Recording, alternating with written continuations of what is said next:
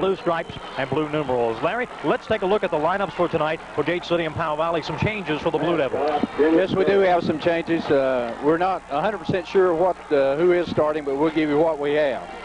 On offense for Gate City, at split end, Matt McClellan, 6'1", 170-pound senior. At left tackle, J.C. Oaks, 6'3", 235-pound junior. At left guard, Paige Hughes, 5'7", 210-pound sophomore. The center, Jason Kilgore, 5'11", 270-pound junior. The right guard, Joey Reed, 5'10", 215-pound sophomore. The right tackle, Sean Becker, 6 feet, 200-pound senior. And the tight end, Wes Ford, 6 feet, 170-pound senior. The quarterback, Josh Shoemaker, 6'3", 180-pound sophomore. The wingback, Matt McClellan, 5'9", 150-pound senior. The tailback, Kevin Gibson, 5'9", 170-pound senior. And the fullback tonight is Matt Johnson, 6 feet, 207-pound senior. For Powell Valley on offense, at split end, Jeff Davidson, 5'9", 140-pound senior. At left tackle, Terry Wells, 6'1", 210-pound senior. At left guard, Keith Eastep, 6'1", 209-pound sophomore. The center, Steve Rutherford, 5'10", 189-pound junior. The right guard, Jerry Schuler, 5'10", 263-pound junior. The right tackle, Billy Chandler, 6'3", 237-pound senior. The tight end, Wes Robbins, 6'2", 215-pound senior. The wingback, Todd Zirkle, 6 feet, 185-pound junior. The quarterback, Ryan Witt, 5'10", 145-pound junior. The fullback, Danny Dorton, 5'11", 192-pound junior. And the tailback for the Powell Valley Vikings is, of course, Thomas Jones, 5'11", 175-pound senior. The captains for both teams have assembled at midfield. Gate City comes in 5-3. Powell Valley is 5-2. And the Vikings have only experienced losses twice. That was to open the season at Ben-Hur against the Lee Generals. Then 2 weeks later, they lost to Richlands, which, of course, is reigning currently with Lebanon of the two top teams in Southwest Virginia. Wins for Powell Valley include over Radford, Pound, J.I. Burton, Clintwood, and J.J. Kelly. And, of course, it was the win against J.I. Burton when Thomas Jones set the single-game record for the state of Virginia, breaking the record previously held by his uncle, Ed Clark, in Appalachia back in 1967. So the Vikings will receive the football to start the game. Powell Valley will begin the contest on offense. They will be moving from left to right here at the beautiful playing surface at Bullitt Park, a fine stadium here, and it's filled to capacity on both sides. The Gate City fans lining their area. The band will be taking its place along the far benches, and of course the Big Stone faithful have turned out in droves to support their own Vikings. Larry, looking at some of the keys tonight, what has Gate City got to do to be successful in this game against Powell Valley? Well, hopefully the Blue Devils will be able to rejuvenate their offense, PJ, and get back to the running game maybe and be able to control the ball and the clock and keep the ball away from Powell Valley. Powell Valley is very explosive with Jones and have a good fullback in Dorton. And it's going to be of essence that Gate City keeps the football as much of the game as possible. Time possession will be a key in this contest. Powell Valley, they are capable of breaking the big runs. Thomas Jones, right now, he is in second place in the Lonesome Pine District in rushing, but that is only because he has played one fewer game than Boo Sensabaugh of J.I. Burton. Looking at Gate City, Kevin Gibson is fourth in the district in total rushing yards. He has dropped to second in scoring. So some district leaders in terms of the individual stats on the field at Bullitt Park tonight in Big Stone Gap. Ready for 4 quarters of 12-minute football. It's among the best in Southwest Virginia. It's our own Gate City Blue Devils and the Powell Valley Vikings. Here is the senior, Matt McClellan. He'll call the chores and he'll kick it off with the ball resting at the 40, and the senior comes toward the ball and boots it. It's a deep kick heading toward the far corner of the end zone. Going to be taken at the 5-yard line. Running the ball is Jeff Davidson. He's up to the 10, to the 15, and the Devils hit him from the right side and knock him down at the 24-yard line. Tackle was made by Lindsey Fisher. That time a big bone jarring, I'll get it right in a minute, PJ. Bone jarring tackle that time. Running back did a good job to hold on to the football. Hope you'll bear with us. It's been a hurried up job here, but we've gotten on the air, and I'm glad to be here. Our engineer Mitch Taylor and producer Gwen Lane and videographers Daniel Darty doing a great job in getting us on the air here at Bullitt Park. And the Vikings of Powell Valley have the football to start. They're going to give it to Jones. Pitch it to him. Comes to the left side. He breaks off a tackle. He's ahead for about 3 yards up near the 30-yard line. Tackle that time by Jacob McMurray, a starter that we didn't have on defense, but he's in at looks like right defensive, probably right outside linebacker would be my guess. Gain of 6 for Thomas Jones as he turned it up for more than we had originally thought. Powell Valley has the football on the near side hash line. I'll tell you what, BJ, that's Matt Johnson with 24 on. That's what it is, I believe. Here's the pass out to the far side, and it is incomplete. Quarterback for Powell Valley was Ryan Witt, and he was looking onto the far side for number 12, Todd Zirkle, who was the Powell Valley quarterback last year. Witt incomplete on the pass, and it brings up 3rd and 4 for the Vikings. 3rd and 4. Gate City again. They have not won in 2 weeks. Last losing to Appalachia, but again last year it was the coming out game for Kevin Gibson. He started at fullback as the Devils made some adjustments, and he responded with a tremendous game. Here it is, 3rd and 4. Give to Jones, going on the left side. He breaks one tackle, cuts back to the middle of the field. He has the first down and more. He's on his feet 40 and tripped up and down at the 45. The Devils had him down at the line of scrimmage, but Thomas Jones was able to get back, break a tackle, and is up for a first down and near the 45-yard line of Powell Valley. Gain of 16. Jones with a gain of 16. He has 22 yards and 2 carries. 1st and 10 Powell Valley. The ball is at the 46-yard line of the Vikings. We saw Jones in the preseason. He hurt Gate City with a pair of big runs. That is his strength, according to Powell Valley coach Phil Robbins. It's going to be a play-action fake as Davidson or Witt rolls to this side. He's got a man Zirkle, breaks a tackle 50 to Gate City 48, and he has about 6 yards on the catch and run by Todd Zirkle to the near side. Tackle was made by Beasley, so Beasley is healthy enough to play defense tonight, so that's a good time for the Blue Devils. Brian Burke in there, and it's a gain of 6 yards. So far, Ryan Witt, who moved to quarterback this year, they moved Todd Zirkle out on a wide-out position, and Witt is 1 for 2. It is 2nd and 4 for the Vikings, with the ball resting at the 48-yard line of Gate City. Powell Valley in an I formation. Give to the fullback, and here's Dorton across the 45, up to the 40, down to the 35 of Gate City. Only Matt Clayball was there to prevent Dorton from gaining even further yardage. Lots of big running room up front for Danny Dorton. They're doing a good job on the center of our line, defensive line, PJ. They've getting to our middle linebacker and keeping him out of the play. It was a gain of about 13 yards. First carry for Dorton, and Powell Valley, they've had a couple of runs by Jones and now a run by Dorton. They're moving the football against the Gate City defense. The Devils have 4 down linemen. The linebackers come up and play tight. Going to give to Jones on a counter play. Coming to the right side. Flag is thrown as Jones is thrown out of bounds at the 34 of the Blue Devils. There is a penalty marker, however, perhaps a motion or somebody offside. We'll see. Burke in on the stop. I believe you're right, PJ. I believe it was backfield in motion. For those people that may be listening to us at home, we may be having a little trouble with our audio. We were working on it right at the time. Again, glad you could join us tonight from Bullitt Park in Big Stone Gap, Powell Valley, and Gate City. The Blue Devils 5-3, the Vikings 5-2.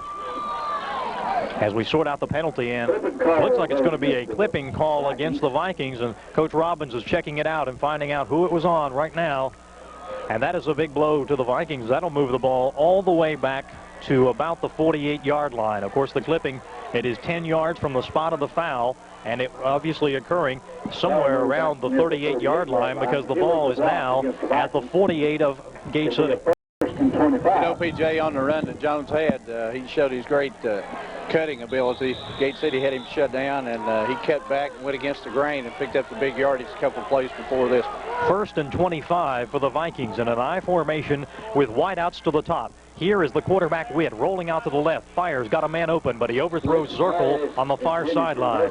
Witt had Zirkle open, but he overthrew him, and the ball was well out of bounds, incomplete. Looked like Benny Wolf dropped back out of his linebacker spot along with the safety for the Blue Devils to put coverage on the receiver.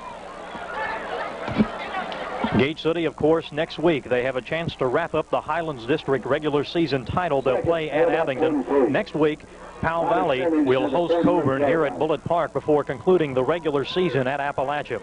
The Blue Devils on top in the Highlands District, 3-0 record. Lee is next at 2-1. And the Powell Valley Vikings running out of an eye. Thomas Jones comes right up the middle, 45, up near the 41, as he goes right up the gut, and the Devils converge. 5 Devils coming up to make the tackle.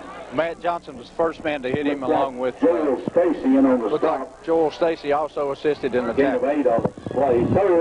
Gain of 8, 3 carries and 30 yards for Thomas Jones. He has over 1,500 yards coming into tonight's game. The Vikings are wearing the Columbia blue jerseys, Columbia blue pants with red and white trim, white numerals. Gate City with the blue helmets, white jerseys, white numerals, white pants with blue stripes up the side. As Powell Valley has it moving from left to right. Here's Jones on a counter play up to the 40, 35, breaks a tackle 30, down to the 28, and he is wrestled down by 2 Devils, including Matt Clayball, as well as number 57 for Gate City, Brian Burke. Powell Valley so far, PJ, has used about 3 different offensive sets, pro set, the I set, and a wingback set, and have run effectively out of the ball. A gain of close to 14 yards for Thomas Jones. Unofficially 44 yards on 4 carries for the junior. He's got 1 more year left, and he has developed into perhaps the finest running back in Southwest Virginia. It is 4th down and 3 to go for Powell Valley. The ball's at the 28 of Gate City. Jones going across the left, breaks a tackle. He's on his feet, 20, 15, 10. They won't catch him. Touchdown, Powell Valley. Thomas Jones started to the left side of the line, broke a tackle, cut back to the middle of the field, and he was gone, untouched to the end zone. And it is a 28-yard score for Thomas Jones, and the Vikings are on top, 6-0. Jones is a real impressive back. He has real good speed, good cutting ability, and also has quite a bit of power in those legs too, PJ. 72 carries, 72 yards on 5 times he has touched the football, and Thomas Jones moves Powell Valley from their own 24-yard line to a touchdown with 7 minutes and 54 seconds left. Here's the kick by number 44, Powell Valley, and it's good by Jason McCoy. So McCoy boots it through, and the Vikings lead Gate City 7-0 with 7 minutes, 54 seconds left in the first quarter. So again, the Blue Devils will have to dig out of an early hole. Last week they were able to keep Appalachia scoreless throughout the first half, but we have talked about Thomas Jones, and Larry, it seems that he has gotten better as the season has progressed, and again, he is only a junior. Yeah, he is, PJ, and I'll tell you what, he has a good offensive line in front of him too. It looks like Powell Valley has had some good blocking and have predominantly a couple of seniors in that line, but they also have a sophomore and 2 juniors starting in their interior line. So Powell Valley is going to be pretty tough for another year after this one even. Again, we would like to apologize to our listeners on the live audio portion. We've had some difficulties getting on the air, but we think we've got them solved. Again, Powell Valley marches from the 24-yard line. They go 76 yards, and they score on a 28-yard touchdown by Thomas Jones. Here's the kickoff. Matt Clayball picks it up at the 16-yard line. He gets it up close to the 19 of Gate City, and there's going to be a penalty marker thrown, perhaps a late hit or a face mask. You'll see as the ball was run back 4 yards, and it's going to be a penalty against Powell Valley. The preliminary signal was face mask, PJ, so that'll move Gate City into pretty good field position. Should move them in the vicinity of their own 35. So good field position for the Blue Devils. They'll be starting out and moving from right to left. Powell Valley with a pair of penalties. Gate City had yet committed a penalty, but now they'll have their first offensive series of the game. It is a face mask call, of course, on all calls like that on the high school level. It is a 15-yard infraction. Here now the Blue Devils. They have backs side by side, a wide out to this side. Calls the play, going to give to the first back through, running up through there, and that is up close to the 36-yard line. Is that Matt Johnson running the football, wearing number 24? Yeah, PJ, I noticed a while ago when I called McMurray on the tackle, that's McMurray's number, but they've put a back's number on Johnson since he's going to be in the fullback spot tonight. Again, if you're wondering the reasoning behind this, Gate City has an injury-depleted backfield of sorts. Hank Claybaugh normally starts at a halfback. We have a timeout as one of the Powell Valley players is limping off the field. That is Brandon Chandler. He's a senior, 5'10", 180 pounds. So going back to Johnson being in the backfield with Claybaugh out, Gate City really was hampered a bit last week. So Coach Collimbro rolling the dice and starting something a bit new. Last year, it was Kevin Gibson starting at fullback. Tonight it is Matt Johnson, and Shoemaker calls the play. Going to give going the other way. Kevin Gibson. Powell Valley reads it nicely, and they stop Gibson along the right side after a gain of little. Looks like a tackle was made by number 45. I don't have him on my starting sheet, but let's see who that is. Jake Gilly. And it is a gain of about 2 for, we'll say 1 for Kevin Gibson. Again, he came into the game with over 500 yards rushing through the season. 6 minutes and 43 seconds left in the first quarter. Powell Valley and Gate City, the Devils on the move. Going to give to Gibson right up the middle. And the Vikings collapse in a sea of Columbia blue surrounding Gibson after he picks up about a yard. He's going to be 3 yards short of the first down. It's going to be 4th and 3 at the 40-yard line of Gate City.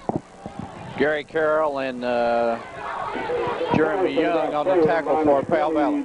Near the 40-yard line. So Joey McBride, the senior, comes in to punt. Back to receive for Powell Valley is number 21. That's Jeff Davidson. He's a senior.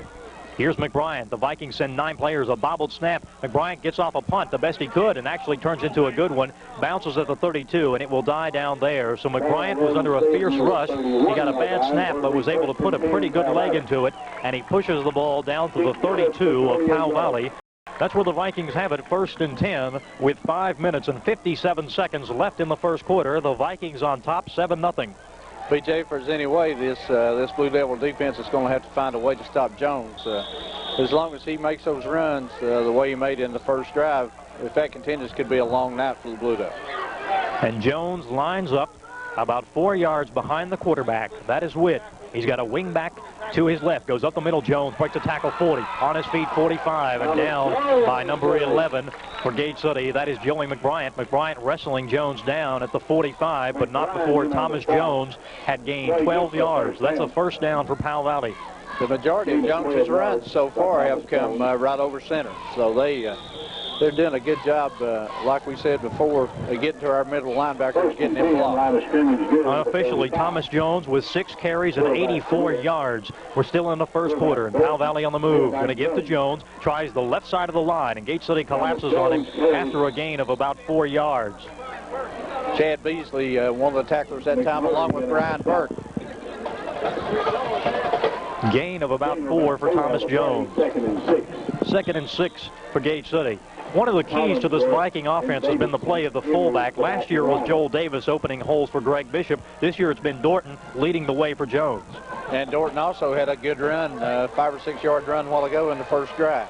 The ball is on the 49-yard line on the Powell Valley side of the field. Quick give to Dorton. He's across midfield up near the 47 and pushes players back near the first down at the 46. And in fact, he may have the first down at the 45. Let's see where they give him the spot. I think he might be just a tad short. Are they going to measure? They look, and they are not. It is about 3rd and a half a football length away from the first. It looked like the first down sticks are right on the 45-yard line, and like you said, about a half of a football length to have it spotted on the same yard line. 3rd and a half foot to the first down marker. 4 minutes and 31 seconds left in the first quarter. Powell Valley out of the Lonesome Pine District, Group A. Gate City in the Group AA Highlands District. And here is the play. Play action pass going to the far side. Man is open down the far sideline. It is caught and then dropped out of bounds. Intended receiver was number 2, Seth Herron. He had a step on Gate City's Hank Claybaugh, and Herron had the ball momentarily at the 10, and then he dropped it out of bounds. Well, that was a brilliant offensive play, PJ. You've only got 3rd and short yardage. It's a good waist down, and he had the man open. Like you said, if it had held on to the football, it probably would have been 6. But they feel confident in the backfield that they have and being able to pick up just 3 or 4 inches here on 4th down. And we'll see if the Blue Devils can do anything to stop it. First time tonight, Powell Valley has come out in a T formation. Jones is the halfback. They give to him, coming right side, breaks a tackle, has the first, and is tripped up by Matt Claybaugh at the 46.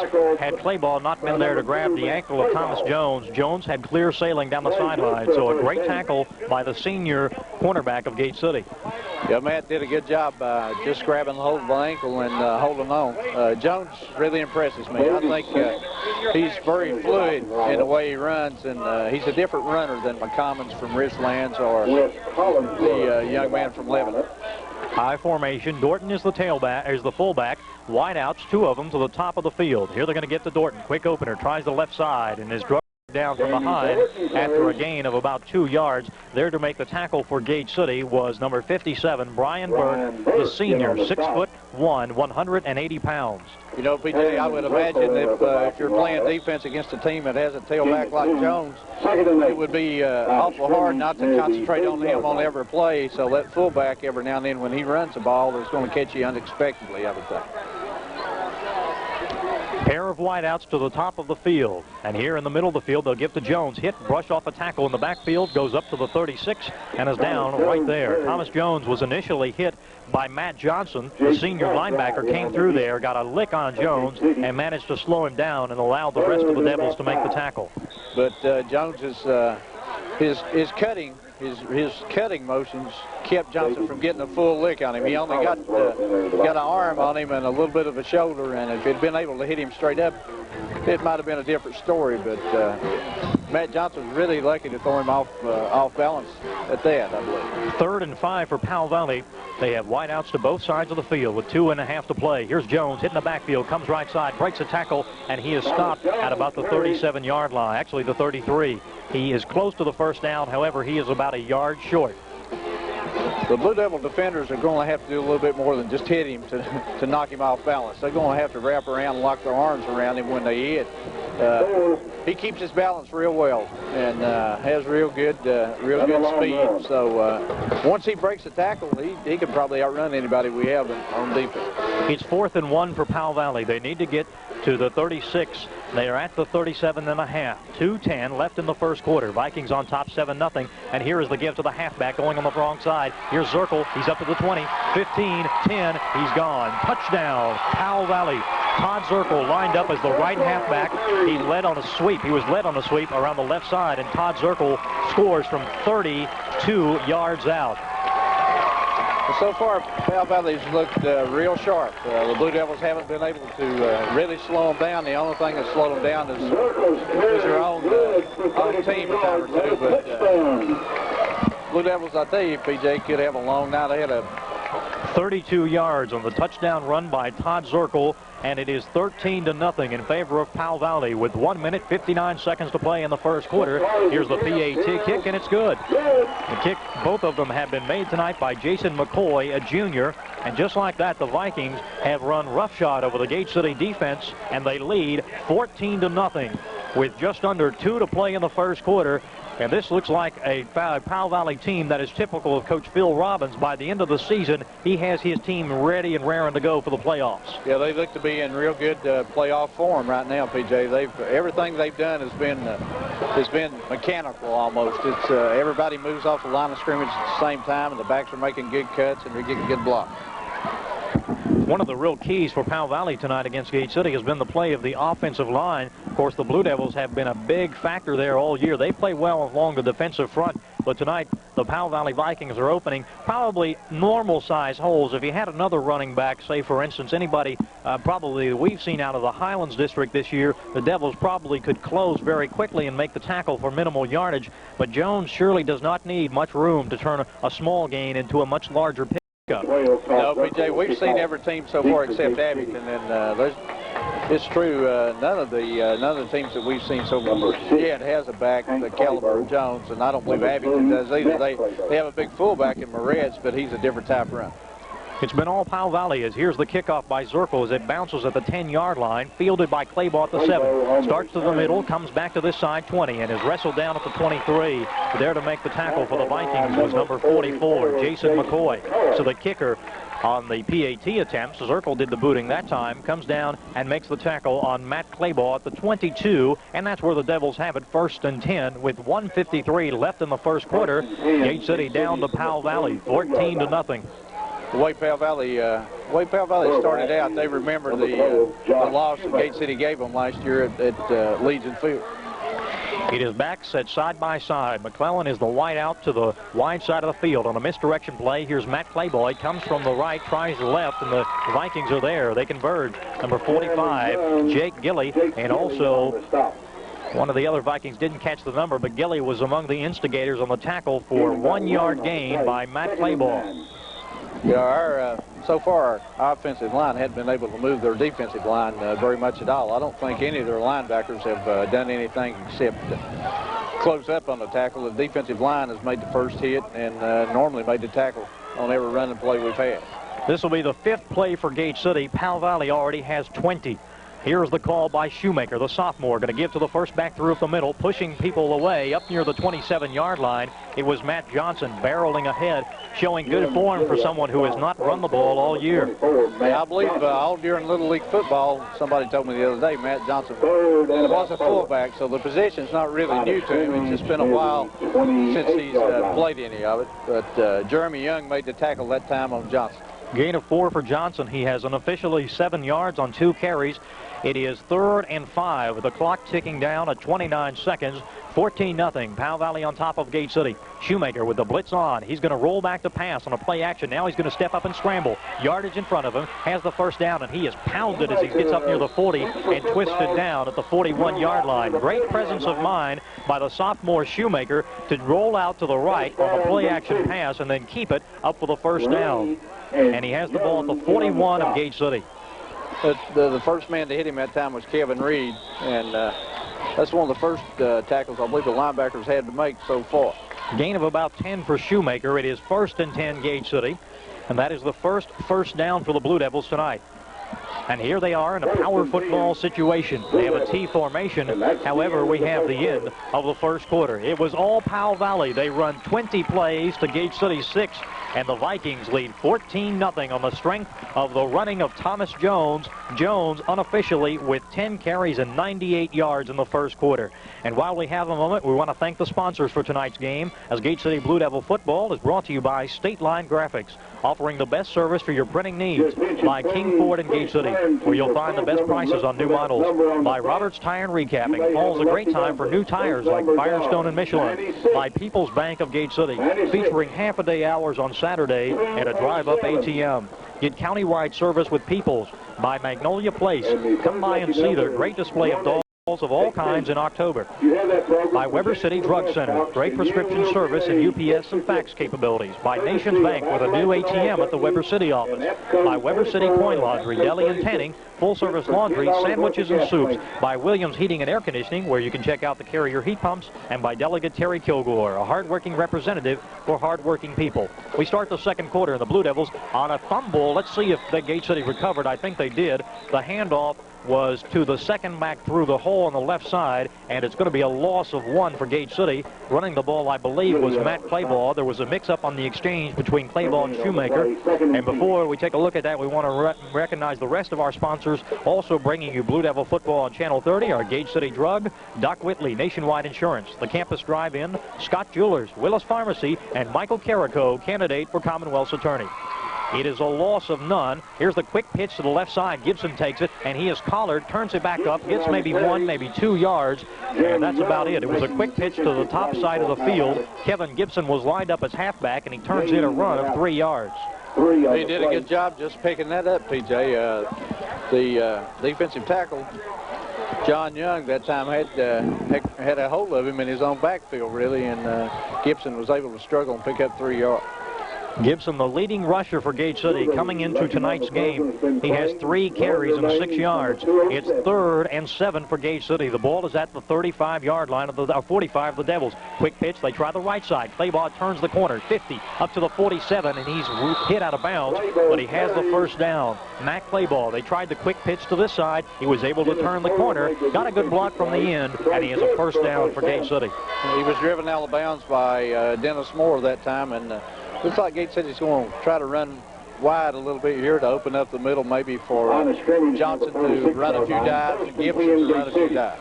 1st and 10 Gate City at the Powell Valley. We'll call it the 46. The Devils trail by 14. Just starting the second quarter. Gate City on the move from left to right.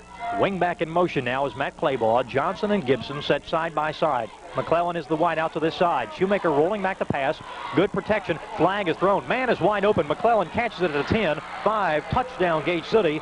But hold everything. We've got a penalty marker down in the backfield, and it is going to be against Gate City. A beautiful touchdown pass from Shoemaker to McClellan, who is wide open at the 10-yard line. It will be negated, however, because of a holding call on Gate City. So the biggest play of the game for the Devils goes for naught, and a holding violation brings them back. And I believe that's the first pass that the Blue Devils have thrown tonight. They ran a two-man route, and really Claybaugh was open coming out of the backfield for about 10 or 15 yards. But kind of believe the defensive back on this side may have seen the flag thrown and kind of slowed down for McClellan to be that wide open.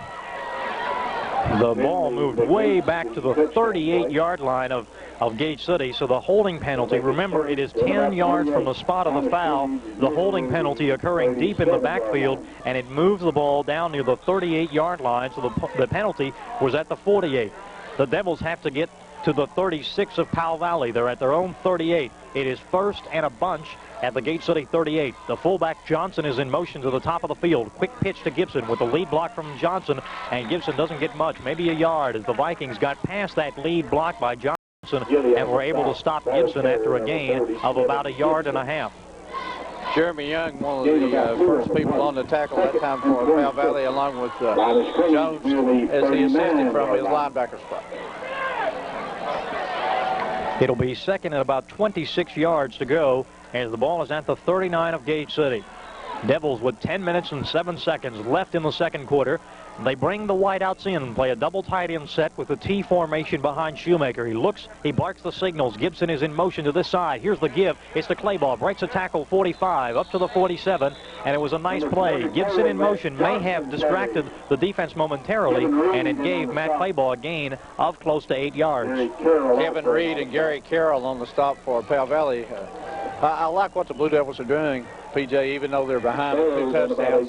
Their ground game struggled for a while, and they look to me like that they're running with a lot more enthusiasm tonight out on their running game than they have in the past couple of weeks. Perhaps it was some opening game jitters. Whatever it was, the Butterflies have settled down for Gate City. They have the ball in the middle of the field at the 48-yard line. Wideouts to both sides, back set side by side, and here's Shoemaker, straight back, finally pressured. He steps up in the pocket. He's going to run up to the 50. Sidearms a man. He's up to the 47, takes a lick down to the 46. So Shoemaker throws a stiff arm at the 50. That gave him an additional 4 yards. He gets close to the original line of scrimmage. It's going to be 4th and 11 on the game by Shoemaker. The left inside linebacker, Gary Carroll, again on the tackle for Powell Valley. Shoemaker just didn't have enough time to find his receivers that time. Powell Valley put the pressure on. He had to scramble and run.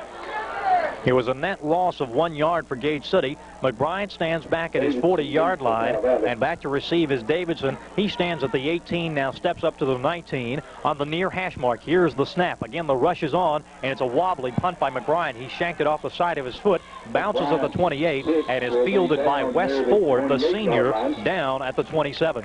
And that is where the Vikings have it. 1st and 10 with 8 minutes and 26 seconds left before halftime. 14-0, Powell Valley leading Gate City. You know, so far, PJ, neither one of the 2 punts that McBride has hit has really been up to par to the ones that he's had in previous games.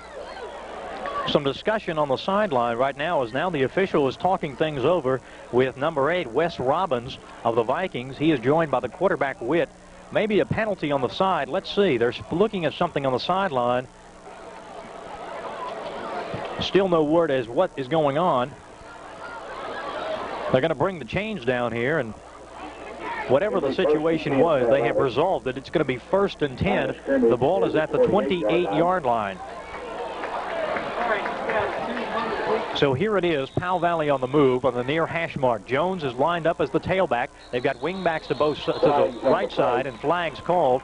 as there is some movement on the line. Let's see if it came from the Columbia Blue Vikings or the white jersey Devils. It is a penalty call on Gate City.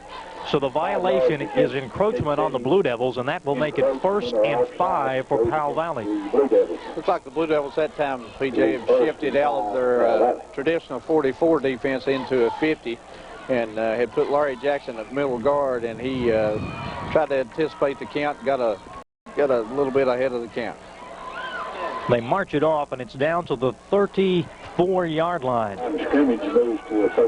Devils now putting extra people up on the line. They've moved the cornerback on the far side up to the line. Gate City with 7 players on the line of scrimmage. Here's a man in motion. McBryant drops back to picking up. Quick pitch to Thomas Jones along the left side. He gains 5, and it is hit hard and by Lindsey Fisher and driven down by Fisher and Johnson at the 40-yard line. It's a gain of 6 for Thomas Jones. He has enough for the first down, and the Vikings move the chains on the strength of the running of junior Thomas Jones. That man in motion did a good job by blocking Benny Wolf as he tried to come in and make the first hit on Jones in the backfield, but he got just enough a shoulder on Wolf that he couldn't even touch the running back. Thomas Jones has just picked up 104 yards.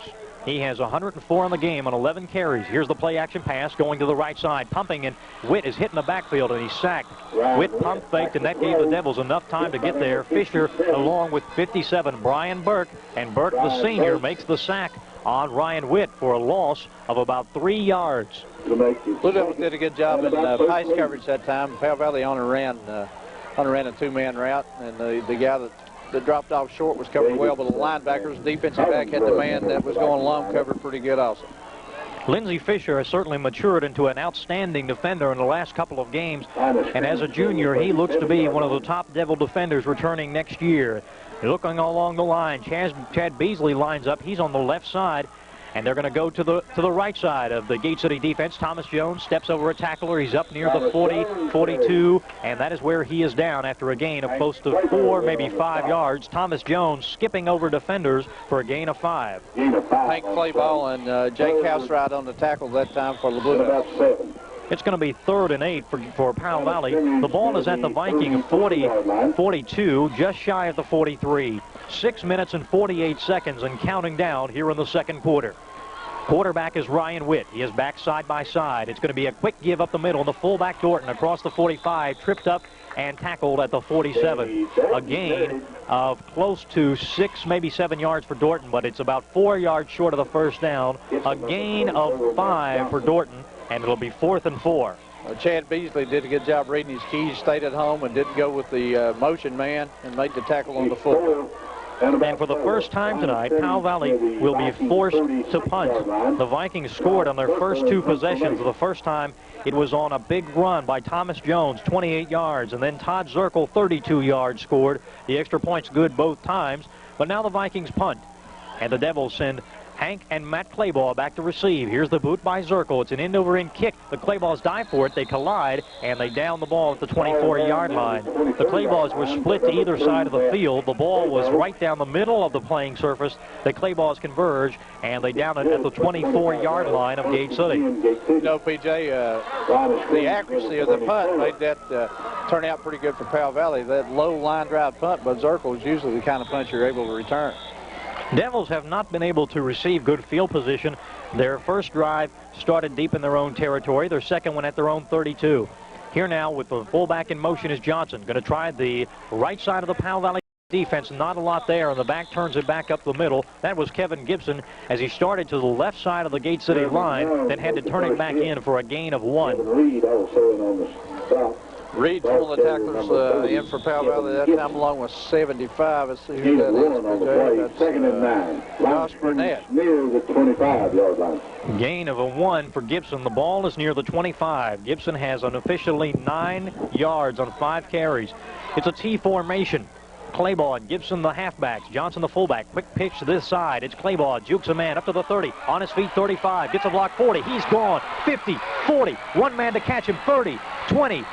15-10, touchdown, Gate City. There are no flags this time, and it is a 75-yard touchdown run by Matt Claybaugh. He got a good block, and he turned it up and was gone by the time he reached midfield, and the Devils jump right back into the thick of things. They trail 14-6. It is a 75-yard touchdown run by senior halfback Matt Claybaugh. Sean Becker was the man that threw the block. He really did a heck of a job. He just, in football lingo, he had a pancake block. He flattened the guy and gave him a hole for Claybaugh to go through, and he made a man miss and went all the way. Here's McClellan, the senior, on for the PAT. The hold is good, the snap is good, and the kick is good as well. And just when it seemed Powell Valley was just about to ice the game away, the Devils put together an outstanding run. The running provided by Matt Claybaugh, the blocking by Sean Becker, and the points go for Gate City. It's 14-7 in favor of Powell Valley, but the momentum shifting a little bit here, and now would be a great time for a big defensive stand by the Devils. Well, the Devils do need to play a little bit tougher defense, but against the caliber team that Powell Valley has and Jones at running back, it's been a tough go so far. That run put Matt Claybaugh at 92 yards on 5 unofficial carries. And the Devils bounce back. Matt Claybaugh having to pick up a little bit of the rushing load due to the absence of his brother, Hank Claybaugh, from the Gate City backfield. And he comes through with a 75-yard touchdown run. And he turned on the speed. Once he got to midfield, there was one man trying to catch him at the 40. But from there, it was a foot race that Powell Valley would not win. And with 4 minutes and 58 seconds left before halftime, the Vikings will take the ball. They are moving from right to left. And here is the senior McClellan to do the kicking chores for Gate City. Under the lights here at Bullitt Park and Big Stone Gap, the Group A Vikings against our own Group AA Blue Devils of Gate City. And here's McClellan. He lowers the right arm and boots it. It's a short kick this time, end over end, fielded at the 19 as the Vikings collide. It was number 44 of Powell Valley, and that was Jason McCoy. He runs into number 21, Jeff Davidson. McCoy fell down at the 18, and that is where the ball is spotted. 1st and 10 at the 18.5-yard line, and the Vikings on top of the Blue Devils, 14-7. That's one of those playing kicks that is more like a pooch punt if you're punting the football, kind of high and short, and give your line time to get down and make a tackle. The Vikings break the huddle. Number 51 is the center, Steve Rutherford. Behind him is the quarterback, number 4. That's Ryan Witt. He's a junior, 5'10", 145. And here's another junior, Thomas Jones, but he's hit before he can get back to the line of scrimmage. Gate City stops him cold in the backfield. Matt Johnson, the senior, we call his name so often, he made another stellar play, joined by Brian Burke as they put the clamps on Jones for minimal yardage. And also Chad Beasley. It's good to see Beasley in the starting lineup. When I talked to Coach Colbro yesterday, he didn't mention the injury, but he wasn't sure Beasley was going to be able to play, and he's been a big part of this football team all year. 2nd and 9 at the Powell Valley 19. Again, they get to Jones. He has some momentum. Hits the line of scrimmage ahead for maybe 4 or 5 yards. The Devils close quickly in the middle of the field, and Thomas Jones has more than we thought originally. He's up near the, we'll say the 25. It's a gain of about 7-8 yards for Thomas Jones. Johnson and Stacy on the tackle, that time assisted by Brian Burke. Powell Valley's line is getting such a good surge, PJ. Jones can get 3 or 4 yards, and because the line has moved that much ahead. Jones, by the time he reaches the line of scrimmage, has built up a full head of momentum. We saw McLaughlin do that in game 1, McCommons a couple of weeks ago. Jones has more than 100 so far. He comes to the left side of the Viking line, and he's tripped up near the 29. I believe he's going to have the first down, depending upon the spot of the football. And the referee signals give him the first. So Thomas Jones gains the needed 3. It is a 1st and 10 for Powell Valley, ahead 14-7, and the ball resting at the 29.5-yard line of the Vikings. Powell Valley showed the formation, the strong side of their formation to the right, came back to the weak side that time, and Blue Devils defense had shifted to the strong side, only had 2 men here left to bring Jones down. 14-7, the Vikings on top of Gate City. I formation behind the quarterback, quick give to the fullback, up to the 31, and that's about it. Dorton gains maybe 2 yards. The Devils read it well to stop him there, whereas Larry Jackson, also number 57, Brian Burke, having a great game, as well as number 73, Joel Stacy.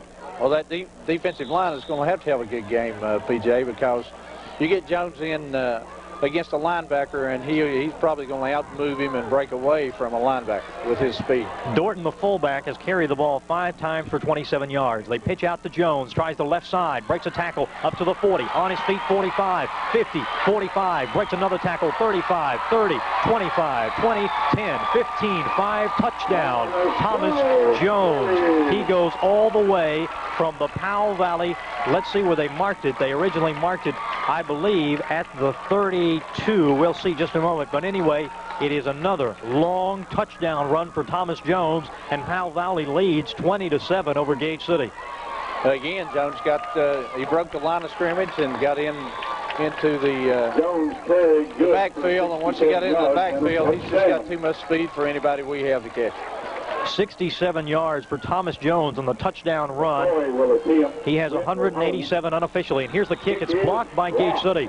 Charging through to make the play was Benny Wolf, and Wolf blocks the kick and makes the score 20-7 in favor of Powell Valley. Jones is a good-looking running back, but he has a pretty good complement of players around him also. The fullback, like you said earlier, does a heck of a job blocking, and his offensive line does a real good job blocking. Next to Richlands, it may be the best blocking offensive line that we've seen, I think. Offense has been a forte of head coach Phil Robbins over the years. In Robbins' 12 seasons, he came to Powell Valley the same time Nick Colabro came to Gage City. Robbins won a state title in '85. Then he won back-to-back titles in what may have been one of the most impressive set of players to ever come through Southwest Virginia. In 1989 and also in 1990, the Vikings only lost 1 game over the span of those 2 years, and they really dominated the Group A scene at that time. So Zirkle will kick off for Powell Valley. Would you like to be kind of in Coach Robbins' shoes to have a back the caliber of Jones, was just a junior with another year, and some good supporting people coming back also? They're going to be loaded moving into next year. Again, Jones, he set the singles-game rushing record for the Virginia High School League about a month ago against J.I. Burton. And the ironic part of that story, just as kind of a sideline, is that it was in 1967 that Ed Clark, his uncle from Appalachia, set the record, and it was also against J.I. Burton. So not only did they keep the state rushing record in the family, but they also kept it against the same team. Here's the kickoff, fielded by Matt Claybaugh. He's up to the 20, gets a block to the 25, and he's up to the 30, and hit and driven out of bounds right at the 30-yard line of Gage City. Matt Claybaugh takes the kickoff to the 30. That's where the Gage City Blue Devils will have it. 1st and 10 with 2 minutes and 20 seconds left in the first half, and the Devils trail Powell Valley 20-7. Jason McCoy on the tackle for Powell Valley that time. Claybaugh got a pretty decent block from Gibson, but it wasn't hardly enough to spring him in the open. McCoy fell off the block and made the tackle. The passing game was absent Gage City last week. Shoemaker, the quarterback, struggled. He was 3 for 21, but he comes out and leads the charge now. He's under center Kilgore. He's going to roll out to the left side, looking. He's got a man open. Gibson out of the backfield, 35, 40, 45, on his feet, 50, 45, and the Vikings tackle him at the 44 of Powell Valley. A big gain for Kevin Gibson. He goes from the 29 of Gage City all the way up to the 44 of Powell Valley. I believe Kevin Lane in on the stop. Yeah, Kevin Lane, 42, from his cornerback spot, made the tackle. Gibson did a good job. He hadn't caught too many passes this year. He's mostly been carrying the mail on the ground.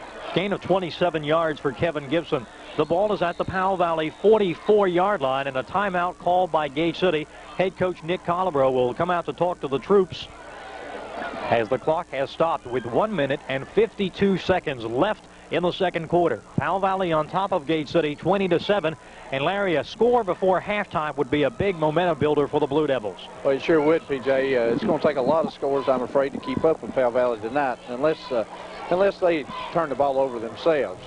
Powell Valley, to me, so far has looked to be, I think, a better team than anything we played. They just seem to be fundamentally sound, and they seem to have everything clicking at the right moment, and with a good back in Jones. But now these Blue Devils have really played good defense over the season, and it's really been their forte. Defense has been more so than offense, which is kind of unusual for Gate City. We've always had some pretty good offensive teams, but had some good defensive teams too, with Coach Housewright at our defensive coach's spot. We talked about the young nucleus returning from Powell Valley.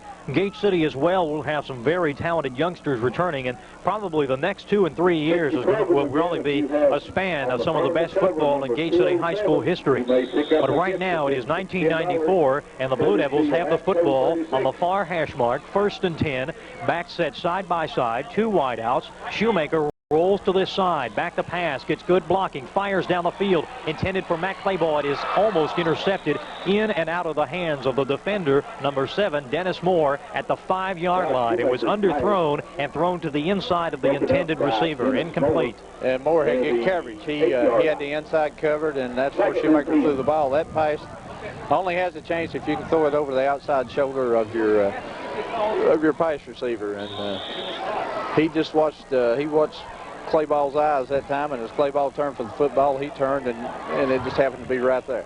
At the Powell Valley 44-yard line with 1 minute and 44 seconds left before halftime. The Blue Devils send McClellan as a split into this side. Slot back is Matt Claybaugh. Johnson and Gibson are the backs. Give to Johnson up the middle. Big hole, running room, and he fumbled the football, but was he down? They say no, and Johnson had the first down. The Vikings recover. Still on his feet is, I believe, number 24, Brandon Chandler. Actually, it was 44, Jason McCoy. So Matt Johnson had the first down. He appeared to hit the ground, but the ball popped loose, and they call it a fumble. McCoy recovers, and the Vikings have it. A costly turnover for the Devils. I'll be anxious to see this replay, PJ. I thought he'd also hit the ground when he fumbled the football, but, you know, we can't speculate. The official didn't see it that way, and it turned out to be a big plus for Powell Valley because the Blue Devils were moving the football. That was the 3rd carry for Johnson. He has 17 yards. Powell Valley moving the other way. Play action fake. Here's Witt firing down the field, lofts it up. And Claybaugh goes back, and Matt Claybaugh had it knocked away, incomplete. And it was almost like Todd Zirkle was playing defense, and he ran into Claybaugh. No call. The Gate City coach is upset over there. Bill Housewright over there to give his team a congratulations, but there was no call. It is incomplete. Well, I think it was a good play on both parts. Zirkle has a right for the football just like the defensive back, and Claybaugh just tipped it away to keep Zirkle from catching the football. Great pass defense by Gate City. Hank Claybaugh is back again this week. Give to Jones, coming left side. Johnson hits him, sacks him in the backfield. Matt Johnson, what can you say about him? Enough superlatives cannot be listed as he storms through the right side of the line and tackles Thomas Jones for a 5-yard loss. And the senior pins Powell Valley to a 3rd and 15 situation with 52 seconds and counting here in the 2nd quarter. Well, early in the game, Powell Valley was doing a good job blocking Matt Johnson. And the last series plus this series that Powell Valley's had it, Johnson's made some real good plays from his middle linebacker spot. That's the first time Thomas Jones has been dropped for a loss tonight. Quick pass out to this side, caught at the 45, breaking a tackle, and down to the 48 is number 2, Seth Herron. And Herron, the senior, has about 8, 9, 10, 11 yards on the catch, and a timeout immediately called by Gate City because Herron did not get out of bounds. So it will be short. It's going to be 4th and 3, and the Blue Devils stop the clock with 25 seconds left, hoping to get the ball back one final play in the half. Well, I'm anxious to see what Coach Robbins is going to do here. It's 4th and 3, and at midfield, but there's not a whole lot of time left. He may just decide to run the football here instead of punting the football away, even though it would back Gate City up pretty deep. But Coach Robbins, like you said a while ago, is an offensive-minded football coach, and he believes in putting as many points on the scoreboard as you can before halftime. Might even see a trick play from punt formation. Gate City won the football game last year between these two teams, 42-15. It was played at Legion Field. The Devils would go on and advance to the Region 4 championship game where they fell to ground. Powell Valley from that point on would turn around and lose the following week to Appalachia. They would win against J.J. Kelly and then lose to Hayside in the Region D championship game. So 2 playoff experienced teams on the field at Bullitt Park and Big Stone Gap. Here's the punt. It's going to be a fake punt. Zirkle, an ex-quarterback, takes it. He breaks a tackle. He's up to the 45. First down at the 47, down to the 46 of Gate City. Todd Zirkle dropped back to punt. He played quarterback last year for Robbins, and he started right, then moved left, broke a tackle at the 45, and he has the first down at the 45 of Gate City. And really, Gate City's defense played that better than you might think. They covered those wide men that usually go down first on the punt. did a good job covering them, not just dropping back off of them and blocking them downfield. So the Blue Devils suspected what was going to happen. Zirkel has only carried the ball twice, and he has close to 45 yards. It's 1st and 10. Wideouts to both sides, and here's the call. Unbalanced to the right. They give to Dorton up the middle on the trap, and he is dropped right at the line of scrimmage, and that is the end of the first half. A first half dominated by the running of junior Thomas Jones. Jones put together a pretty good drive of about 10 plays, but they were forced to punt. Powell Valley took it on the next possession. They had 4 or 5 plays and then had to punt. Gate City on 2 plays scored a 75-yard touchdown run by Matt Clayball. Then the Vikings answered with a 67-yard touchdown run by Thomas Jones. The point after was blocked, and that's where we stand, 20-7 as the Vikings kick off. Here's the boot going to the near side, and is taken by Matt Clayball at the run at the 12, up to the 20, up to the 23, breaks off a tackle 24, steps back to this side, 25, 30, 35, up to the 40, and he's down at the 41. Matt Clayball was able to sidestep a tackler at the 25, and he gained 15 additional yards. It's 1st and 10 Gage City at their own 40-yard line, thanks to a nice run by senior halfback Matt Clayball. Jeff Davidson on the tackle for Powell Valley. Matt did a heck of a job, as you described there, PJ. He got about the last 10 yards on his own. The Blue Devils have the football on the near hash mark. It is a side-by-side backfield set with a wing back to the left. Shoemaker, the sophomore, calls the plays against the Columbia Blue front. Shoemaker, play action fake, going to roll out to the right. He's under pressure, rolling, and the ball might have slipped out of his hands. It falls incomplete. Andy Smith was the closest receiver, standing at about the 48-yard line. Shoemaker was under terrific pressure by Powell Valley. Well, I believe he kept waiting on Matt Clayball to open up on a deep pass. He had a man short within 5 yards that was open, and didn't see the man coming in from behind on his blind side. A lot of pressure on the sophomore Josh Shoemaker at quarterback. Remember, he steps in place of Barry Wolf, who was a standout quarterback, one of the many in the long line of great quarterbacks at Gage City, and a lot of pressure placed on the shoulders of the sophomore. We made mention of Shoemaker, the youngest quarterback to start for Gage City in this early stages of the season since Kent Snap back in I believe it was 1986. And here is the call by Shoemaker. Under center, going to give to the first back through the fullback. No, he's going to run the option. Pitches out, far side. Gibson, 45, 50, leaps over a tackler. Bursts off another one, 45, 43. It was Kevin Gibson. Kevin Gibson on the option to the wide side of the field. He had the first down, then leaped over a tackler, bounced off another, and gained an additional 2 yards. 14 total on the carry for Kevin Gibson, and that's the type of run Gate City needs to get things going. Yeah, they need those 10, 12, 14-yard runs at a whack to keep the football moving. Dennis Moore made the tackle for Powell Valley, and I don't know that he made the tackle as much as Gibson just ran into him and lost his momentum. Biggest gain of the night for Kevin Gibson, as he had 23 yards on 6 carries. 1st and 10 Gage City. The ball is at the Powell Valley 43. Here's the give to Matt Johnson, and Johnson, or is it Gibson? It is Gibson, and he is up the middle on a counter play, and he is up close to 4 yards ahead, past the 40, past the 39, up near the 38. Wes Robbins in on the tackle for Powell Valley, and it is a gain of nearly 5 yards for Kevin Gibson.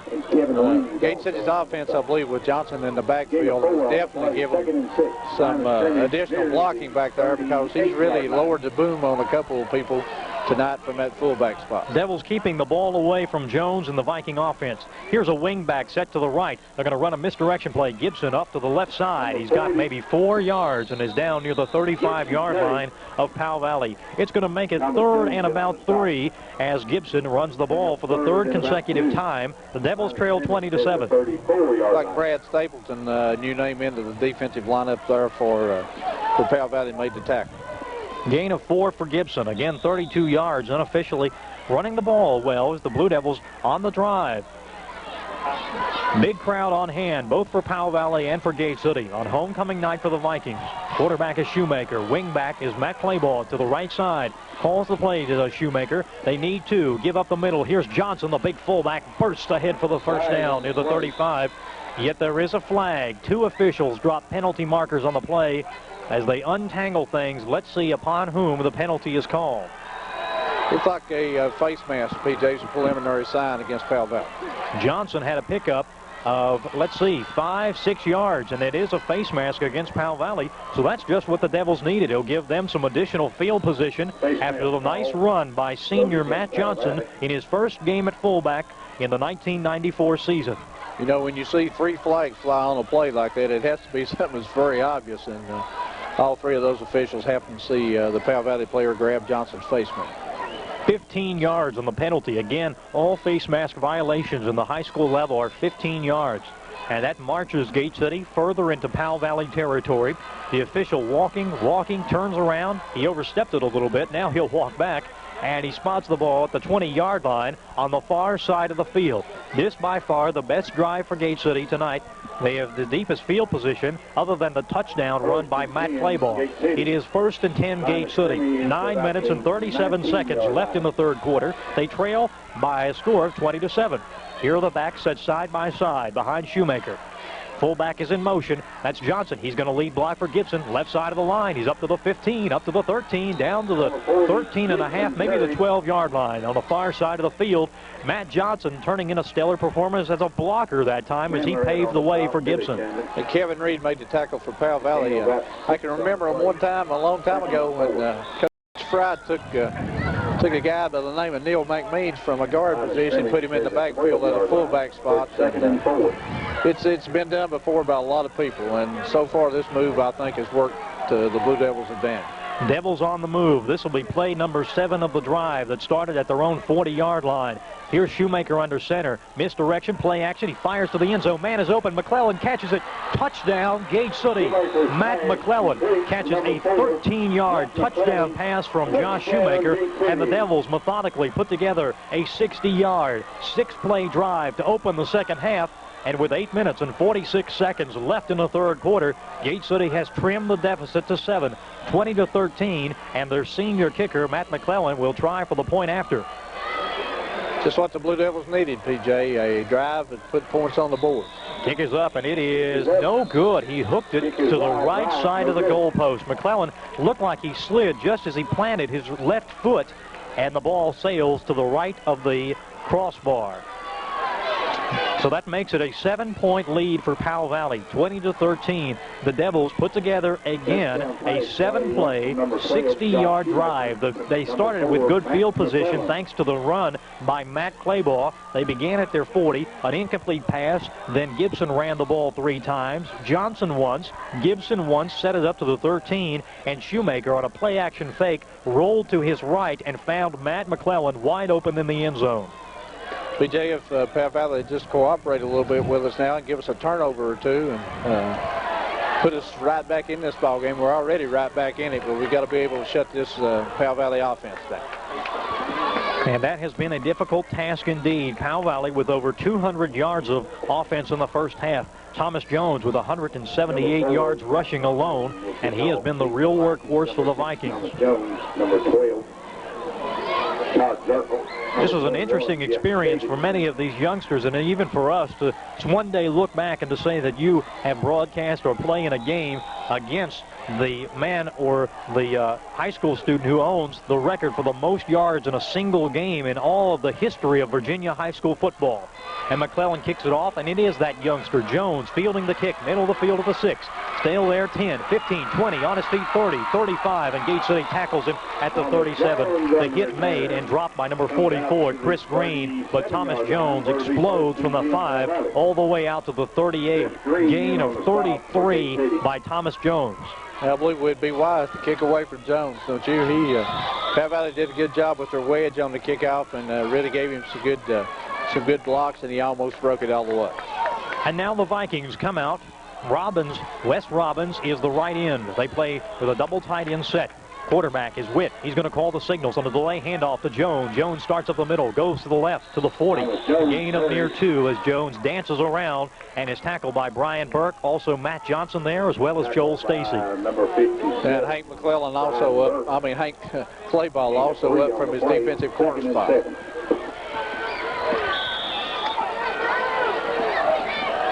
19 carries for Jones as he picked up 2, about 180 yards on the ground. It's 2nd and 8 for Powell Valley. The ball is right at the Viking 40. Give to Jones, right side, comes back to the left. Gate City stops him after A 2-yard gain. Again, it was Stacy along with Chad Beasley, and Beasley pumps his fist into the air as he emerges after the tackle. Gate City went out of a 5-man front that time into a 4-man front with 3 linebackers and made it look like Powell Valley had quite a few holes to run through, but the linebackers did a good job, and Beasley hung in, made the tackle. When you think about it, that's a pretty smart strategy against Jones. By the time he gets through, really the plays are made by your linebacker, so they're putting an extra linebacker back there against him. 3rd and 6 at the 42. Back the pass is Witt. Plenty of time. Fires. Zirkle is open. Catches the ball. 42. Breaks a tackle. 45. And he's hit. And did he fumble the ball? Let's see. He was leveled at the 47. His mouthpiece flew out of his mouth. He was hit so hard. And I think he is going to be short. Let's see. The ball, if he gets it, it will be just by the nose of the football. Todd Zirkle took the pass on the far side of the field. He got all the way up to the 47, and then somebody put the hardest lick I have seen this year on Todd Zirkle. Well, being the commentator that I am, naturally I missed that, but who made the plays? But I would bet Johnson was in on that thing along with Matt Clayball, and it's going to be short, looks like, PJ. Short by about 3 inches. And the Devils fans on the far side, like they have done so many years through the ages, rally up on their feet to cheer on their team. It's a capacity crowd on both sides. And now the hometown Vikings against our own Blue Devils with the ball resting at the 47. This is critical. It is 4th and 1. Quarterback is Witt. Calls the play. He's going to get to the fullback. He stopped in the backfield. He did not get the first down. We stopped Dorton. They went away from Jones, tried the quick opener to Dorton, and we stuffed him at the line. It's 1st and 10, Gate City. I believe Larry Jackson, Housewright, McBride, all were in on that play. A good job of the Gate City defense. A big gamble from Powell Valley that could play into the Blue Devils' hand. Defense has turned this game around for Gate City, as has the offense.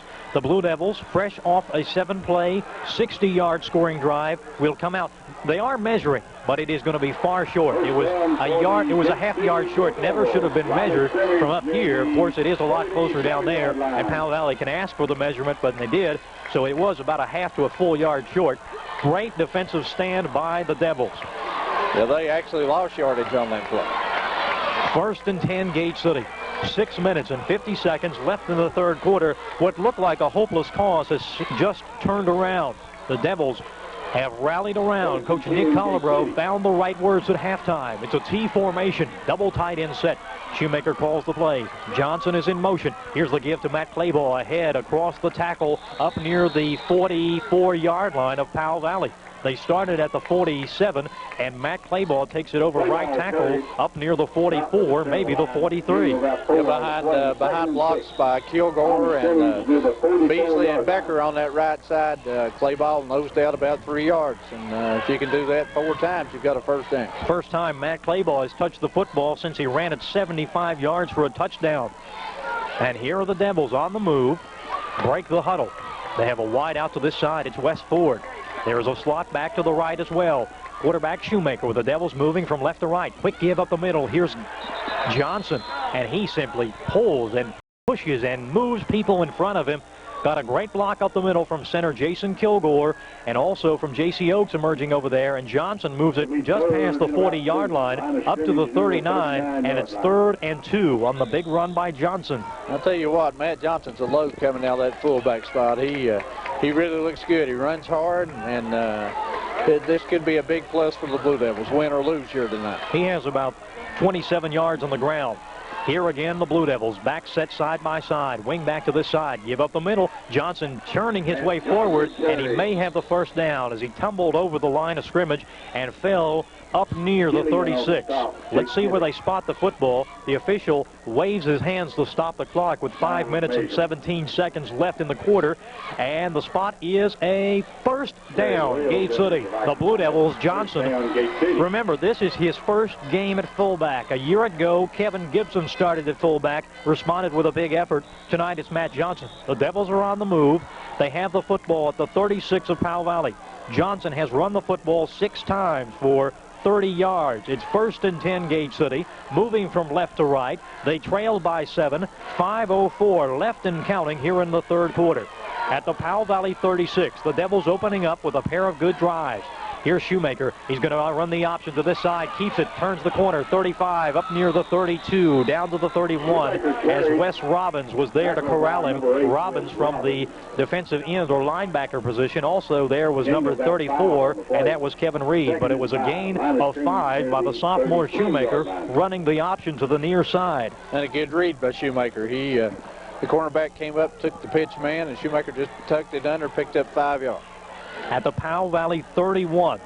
4.5 left in the third quarter. Gate City trailed 20-6 at halftime. They scored to start the second half. They're on the move.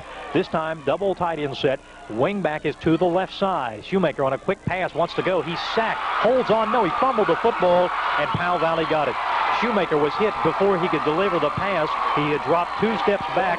He fumbled, and the Vikings recover at the 39 of Powell Valley. A big turnover to stop the momentum, and Gate City gives it up for the second time tonight. The Blue Devils had something going with the ground game, and then all of a sudden decided to throw the football. Powell Valley smelled it all the way. They came with the linebackers and blitzed, and Shoemaker never had time to even set to throw the football. So the Devils can't take advantage of the big fourth down stand. They turn it over. The Vikings have it at their own 38 in the middle of the field. Gate City again with 3 down linemen, a linebacker up there as well. It's going to be a fake pitch to Jones. They give to Dorton up the middle, 40, 43, 44, down to the 45. Dorton, as it was a fake pitch to Jones, Dorton took the handoff up the middle, and he has about 8 yards. Second and 2. Beasley on the tackle for the Blue Devils that time.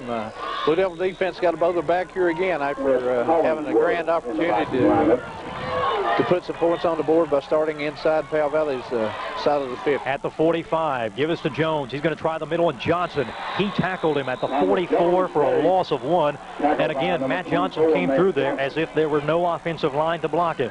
Matt Johnson, I believe, might now be king on Jones. He may be a spy just on Jones alone. I see Beasley going out here, and we have a new linebacker in. I'll try to pick up who it is. Loss of 1 for Thomas Jones. He has unofficially 21 carries. And the ball is at the 44. He lost 1.5, maybe 2. Here, Powell Valley breaks the huddle. They're going to send wideouts to the top. Zirkle is the flanker. Number 2, Seth Heron, is the split end. Back side by side are Dorton and Jones. Witt on a quick handoff. Going to give to Jones. Breaks a tackle 45, 50, 45, 40, 35. Down to the 32 of Gate City. Tackled by number 11, Joey McBrien of the Blue Devils. Thomas Jones got a good block. Cut back through the tackle position, and he was all the way down to the 32 of Gate City. Well, that's a play that's worked well for him all night. They give us a strong side formation. Our defense shifts to that side and run back to the weak side. They've run that play 3 or 4 times all night and done pretty well with it every time they've run it. 26 yards for Thomas Jones, 206 on the ground. Third back to go over 200 yards against Gate City this year. Here are the Vikings. Maybe have some motion on the line. Flags fly, whistles blow, and the play is stopped with 2 minutes and 24 seconds left in the third quarter. The play has stopped, and we're going to have either motion against Powell Valley or encroachment against Gate City. The Vikings are signaling it is against Gate City, and it is a false start against Powell Valley. Yeah, when the back judge throws a flag like that, evidently he saw motion in the backfield that the line judge didn't see, PJ. That will move the football back to the 38-yard line of Gate City. The Blue Devils open the second half with a nice touchdown drive, capped on a 13-yard pass from Shoemaker to McClellan. The Devils were on the move again after stopping Powell Valley on 4th down, but a fumble has given it back to the Vikings, and they give it to Thomas Jones up the middle to the 35, to the 33, and up near the 31. Jones, after he is hit, he leaps forward and puts the ball near the 30-yard line. Going to be put down at the 31. And it's a gain of about 4 yards for Jones. That's right. That time along with Smith on the tackle for the Blue Devils. Notice Jason Kilgore's in at right left defensive tackle now, and so Blue Devils putting a little bit more beef into the defensive line. Trying to shuttle some new faces in there, keep some fresh faces in there as well. Strong side is to the left, to the right. They go to the left. Here's the pass to Heron. He catches at the 28. The Devils tackle him out of bounds at the 27. It was a quick pass to the near side taken by Seth Heron, and he is out of bounds near the 27-yard line, tackled by Housewright of Gate City. Yeah, Hank Clayball, though, was the first man to get to him. He came up from that cornerback spot and hit him just to catch the football. Noticed also Grizzle is in the lineup for the Blue Devils. Darren Grizzle. It's 3rd and 5 for Powell Valley.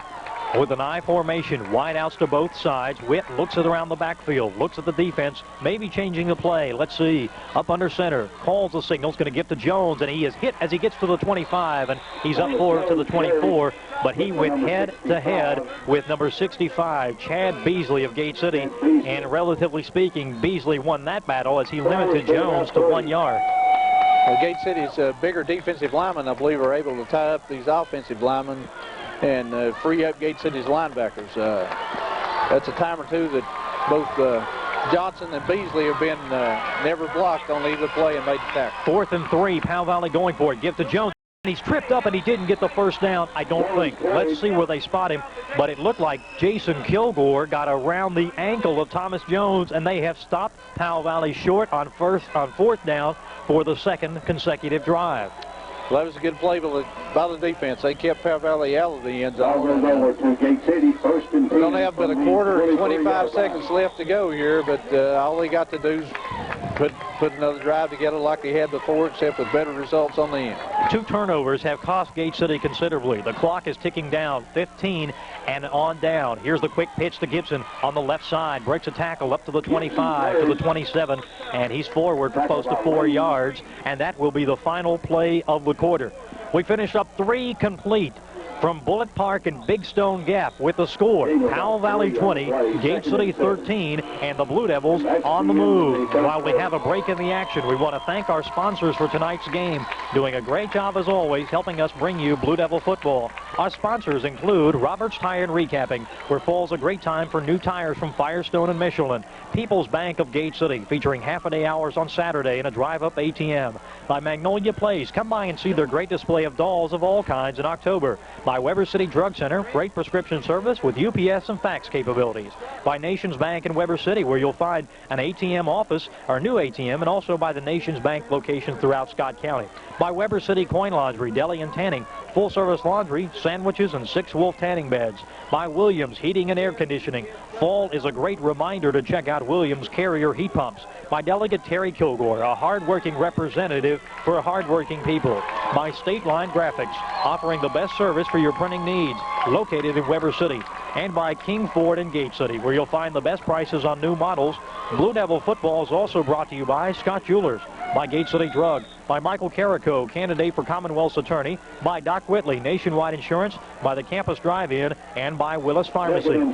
Thanks to all our sponsors as we begin the 4th quarter. Gate City has the football. It is 2nd and 6, moving from right to left. Going to run, lead block for Gibson, and he is up near the 30-yard line on the right side, near the 31. Gibson pushes the ball about 2 yards short of the first down.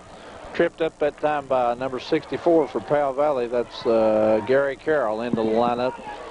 3rd and about 3. Kept Gibson from getting the first down. A good ankle tackle, or I believe he had picked up a first down plus some. 3rd and 2. Gibson has about 40 yards on the ground. The ball is resting at the 30 of Gate City. Devils on the move in the 4th quarter, trail by 7. T formation, double tight end set. Going to run the misdirection play. Shoemaker keeps it, rolling out, finds a man, and it's overthrown. It was intended for Benny Wolf out of the backfield, and Wolf was open at the 38, but the pass thrown over his head, and it is 4th and 2. Seems like the last 2 times that the Blue Devils have gone to the pass play, Powell Valley's shot their linebackers and been right in Shoemaker's face. Lucky to even get the pass off that time. Incomplete. So it is punting time for Gate City with the ball at the 30-yard line. Joey McBryant, the senior, he's had a couple of wobbly punts, but we have seen him boom spirals this season. He stands at his own 17. Number 21 for Powell Valley, Jeff Davidson, is back at the Viking 40. High snap. He gets it, and McBryant booms it off. A beautiful punt, driving Davidson all the way back to the 30, and he calls the fair catch at the Viking 31-yard line. And that is where Powell Valley will start this possession. 1st and 10 with a 20-13 lead. 11 minutes and 14 seconds left in the game here at Bullitt Park in Big Stone Gap. Good punt that time by McBride, his best punt of the night. The life series, PJ, on the third down play, Johnson had gone to the sideline for a rest, and Benny Wolf played at the fullback spot. From the Viking 31-yard line, it's a T formation, double tight end set. Going to give to Jones. He gets a lead block, comes this side, and he's tripped up just as he got to the 35-yard line, or else he might have had more. House right on the tackle that time. Gain of about 4 for Thomas Jones. He has close, looks like, to about 226 yards. Again, that's all unofficial on 26 carries. 2nd and 4 for the Vikings. The ball at the 35. And the clock had stopped momentarily. I don't know what for, but whatever it was, they have resumed the clock ticking down now. And again, the clock and Jones probably the two biggest adversaries for the Blue Devils. It's a double tight end set for the Vikings. Going to give to Jones? No, it's a fullback up the middle, and the Devils read it very well. They gave to Dorton. They were faking to Jones and gave to Dorton. Dorton carries maybe 3 yards, and it's going to leave the Vikings 3 yards short of the first down. 3rd and 3 with the ball resting at the 37 of Powell Valley. Matt Johnson again on the tackle, assisted by Benny Wolf that time, I believe. Another big play chance for the Blue Devils. Vikings running with that T formation. They're keeping it on the ground to run out the clock. Going to give to Zirkle. Zirkle to the left side, and he is stopped for a loss. Matt Johnson there. Hank Clayball there as well. And they tackle Todd Zirkle running from the right halfback to the left side for a loss of a yard. It's 4th and 4, and Powell Valley is coming out with the punt formation. That's that little trap play they run with the wing back that Zirkle ran for a touchdown in the first half, and Johnson blitzed through from his linebacker spot, made a tackle in the backfield. The ball is at the 37 of Powell Valley. Todd Zirkle, he will punt. Remember, he ran a fake punt for a first down near the end of the first half. He was the quarterback for the Vikings 1 year ago. Here's the snap. The Devils rush. Zirkle gets off a pretty good punt, wobbles from side to side, taken at the 30, and a fair catch called at the 30-yard line by Mac Clayball. And the senior gives the Blue Devils the ball in the middle of the playing area with 9 minutes and 33 seconds left in the game. Gate City trailing 20-13 on the move from right to left. Blue Devils now need to eat up 9:33 here, put a touchdown on the board and go for 2 and win this ball game, PJ. That'd be an excellent way to finish it, wouldn't it? That's a tough dilemma for a coach in this situation. You know, you don't want to look too far, but you have to think if Gate City was in that situation, what would they do? But right now, they've got to move the football from the 30-yard line. Back side by side, going to give up the middle, and the Powell Valley crushes Johnson as he gains a yard. There for the tackle was number 50 for the Vikings, Billy Chandler. And Chandler, a 6'3", 237-pound senior, about the right size to make the tackle on the fullback Johnson. Some of the first penetration that Powell Valley's defensive line has had. Now, they've gotten the backfield with their linebackers a time or two, but good tackle by Chandler that time on Johnson. Devils break the huddle. Wes Ford comes out as a split end to this side. That is the left side of the field for Gate City. Devils driving from right to left. Shoemaker with back set side by side. A slot back to his left. Going to run the option to the short side. Pitch to Kevin Gibson. Breaks a tackle 30. Cuts it back to the 35. And the Vikings stand him up and bend him backwards at the 35-yard line. It looks like a tackle that time was made by 45 for Powell Valley. Jake Gilly on the tackle that time for Powell. 3rd and 6 for Gate City. The ball is near the 35. Now they move the marker up to the right at the 35, so it's going to be 3rd and 5. 8 minutes and 23 seconds and ticking on down. Wideouts to the top and to the bottom. Clayball and McClellan, back set side by side. Shoemaker under center, drops straight back. The blitz is on. They pick it up. Shoemaker fires down the field. Clayball is open at the 30. He catches, and he's on his feet 20, down at the 19, 18-yard line. And the Devils come up with a big pass play. It goes from the 35 of Gate City all the way down to the 16 of Powell Valley. And Shoemaker, who was 3 of 21 a week ago, completes perhaps the biggest pass of the year down to the 16 of Powell Valley. That ball was well thrown, and if Clayball had been able to keep his feet, he had a touchdown all the way. A gain of 44 yards on the catch from Matt Clayball. It's 1st and 10 at the Viking. We're going to call it the 21. Here's the call by Shoemaker. under center. Going to give to Johnson on the trap. He goes to the right side, and he's up across the 20 near the 19-yard line. So Matt Johnson picking up 2 yards, and the Devils continue to be methodical while on the ground. Robinson Chandler on the tackle that time for Powell Valley. They're making this running inside a little bit tougher now than it was earlier. From the 19-yard line of Powell Valley, Gate City trails by 7, but they have rallied in the second half. They've held Powell Valley scoreless while they have put a touchdown on the board. 7.5 to play. The Blue Devils with the football just about 3 feet inside the near hash mark.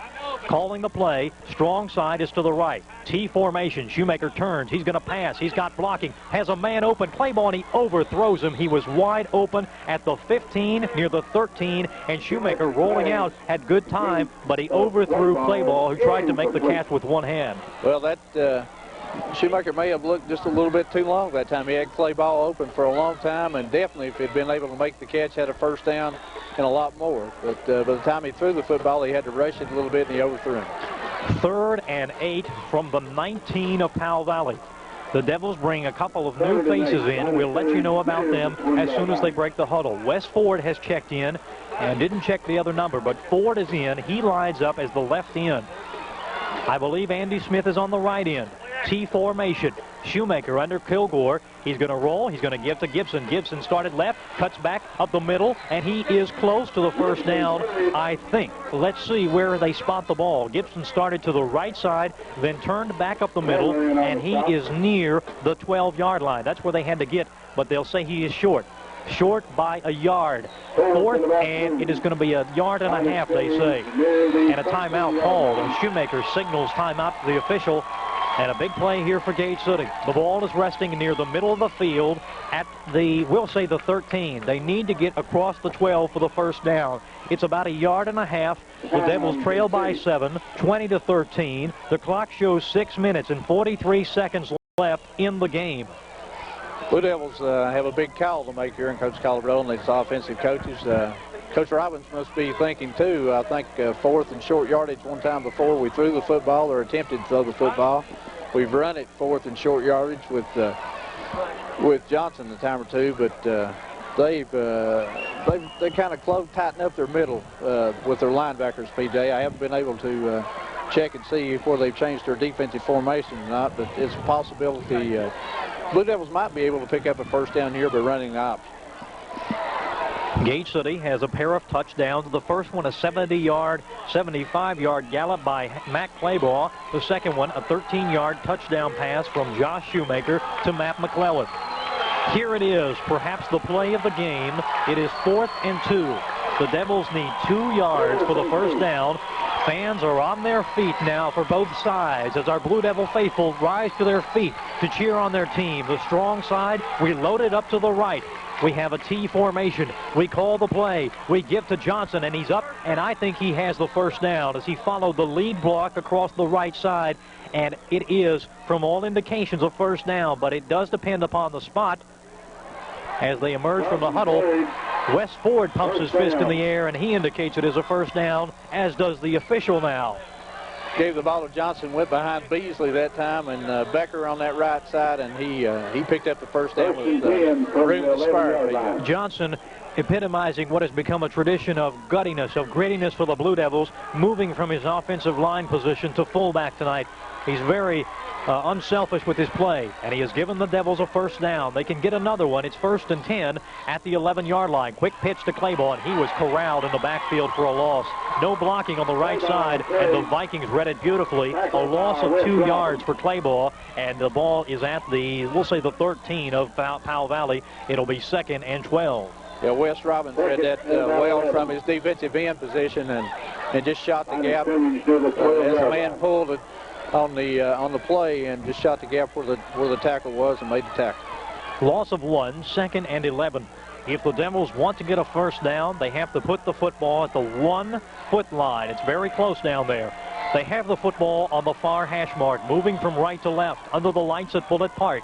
Two backs set side by side. Here's Shoemaker rolling the pass. He's pressured, scrambles to his left now, looks in the end zone, fires. He's got a man open to Ford. He did not catch it. It was just out of his reach. A valiant effort by Wes Ford as he leaped and stretched out for the ball, but it was just a little bit incomplete. And so it's going to be 3rd and 11. Almost a perfect play by Ford. He made a valiant effort and just hit off his fingertip. So 3rd and 11. The first play of this short series, the Blue Devils tried the right side. Powell Valley shut them down. That time Shoemaker wanted to scramble that way. He was pressured and forced to turn to the left. Nearly found Ford in the end zone. It is 3rd and 11. Gate City down 20-13. 5:29 left in the game. Blue Devils have rallied against Powell Valley here in the second half. Strong side to the left. Shoemaker calls the signals. They're going to go that way. Give to Johnson. He was hit in the backfield, got up to the 10-yard line, and that's about all. So it will bring up 4th and 9. 4th and 9 for Gate City from the Powell Valley 10-yard line. Billy Chandler from his right tackle spot was the first man to hit him. They have Jim Chandler at left tackle, Billy Chandler at right tackle. So 3 Chandlers on this team that I know of. I'm not sure whether they're brothers or not, but both of the Chandlers on defense are pretty good sized young men. Well, this could be it. It's 4th down and 9. 4:52 and counting here in the game. Devils down by 7 at the Powell Valley 10. Shoemaker calls the signals. Wide outs to the top and to the bottom. He'll drop straight backs, looks to the end zone, fires. McClellan is open, and it is tipped and incomplete. Broken up by number 7 of Powell Valley, Dennis Moore. Shoemaker looked to the right corner of the end zone. It was intended for McClellan, and it was broken up nicely by Dennis Moore, who stepped in front of McClellan and nearly had an interception. So the Blue Devils turn it over, and the Vikings have it 1st and 10 at their own 10-yard line, ahead by 7 with 4:39 left in the game. That's another one of those passes in a year or two that Shoemaker will probably put right exactly in the right place. That time it was over the inside shoulder, and that pass has got to be over the outside shoulder to keep the defender away from the football. Well, the momentum shifts to Powell Valley, and the importance is on the Gate City defense. They're going to give to Jones. He's hitting the backfield, breaks a tackle, breaks another one, still on his feet, but the Devils wrestle him down finally for a 2-yard loss. Let's see if we can make out who made the tackle. It was Chad Beasley on the second attempt. Jones had broken off the first one and got back to the line of scrimmage, then tried to run again, and the Devils tackled him for a 2-yard loss. You know, in the second half, this Blue Devil defense has done a pretty good job, PJ, other than the one long run that Jones had, and then the Blue Devils prevented them from getting in the end zone. They've really tightened it up at halftime. The big change so far that we have noted is the addition of an extra linebacker minus an extra lineman. Again, they get the Jones up the middle. The Devils hit him and corral him. Not much there for Thomas Jones as he's up near the 12-yard line. He gained 4. He got the original 2 he lost back plus a pair, and it brings up 3rd down and 8. So the clock winding down, 3 minutes and 48 seconds left here at Bullitt Park in Big Stone Gap. Game 9 of the 1994 season. The Blue Devils 5-3, trying to prevent their 4th loss of the year, 3rd in a row. They lost to Richlands in Appalachia in the previous 2 weeks, then to Lebanon to open the season. Now they're against Powell Valley, trailing by 7. Clock is under 3.5 to play. They're going to pitch it out to this side. Jones gets a hole, breaks a tackle, gets by McBrien to the 15, 20, 25, 30, breaks a tackle, 35, cuts back 40, 45, on his feet, 50, 45, gets a block, 40, 35, one man to beat, breaks a tackle, 35, 20, 15, 10, and he is gone. Touchdown, Thomas Jones. Jones with an 88-yard touchdown run, and that will take the wind out of the Blue Devil sails. And 4 tacklers in position to make tackles downfield that time. And Jones just gave him a little move, a little limp leg, and went the other way, and nobody even laid a hand on him, really. 88 yards, Thomas Jones, and he makes it look so easy. It's as if he is effortless as a ballerina out there. It's just a thing of beauty to watch. And here's the extra point, and it is up, and it is good. And Powell Valley, just moments ago, Gate City was threatening to tie the score, and now the Vikings have jumped out top, 27-13. And really, just a tough way to fall behind. They were so close. It was 4th and 9 from the 10-yard line, down by 7, and then Jones And right there displays why he is perhaps the greatest, one of the greatest running backs in the history of football in Virginia. Like the Blue Devils had jumped into a defense that had them spread out more over the field that time with only one linebacker, and once he broke through the line of scrimmage, he must have made 5 cuts before he reached the end zone. Unofficially, Jones with 320 yards. That may be the all-time record against Gate City. We'll have to check it out, but that is among the greatest performances ever against the Blue Devils. And remember, this is a young man who rushed for 462 yards more than a month ago. Well, the Blue Devils will have the football again. They send Gibson and the Clayballs back to receive at the 12, now the 13. Here's the kickoff from Zirkle. It is an end-over-end bouncing at the 20, picked up by Hank Clayball up to the 25, 30, and he's tackled at the 32. The Blue Devils had set up a wedge, but Hank Clayball was tackled at the 32-yard line, and that stops the clock with 3 minutes and a second left to play in the game. Jason McCoy on the tackle for Powell Valley that time stood Clayball up, made a good tackle. So the Devils trailing 27-13 by a pair of touchdowns, and Shoemaker races onto the field after having conferred with head coach Nick Colabro. Shoemaker, the 3rd leading passer in the Highlands District, right in the middle of the pack. I believe he had more attempts than any other quarterback in the district coming into tonight. He's going to drop straight back, looks to his left, fires. He's got a man open, but it's well over the head of Matt Clayball, who was open at the 40-yard line. The pass bounded out of bounds at the 44. 2:38 stop on the clock.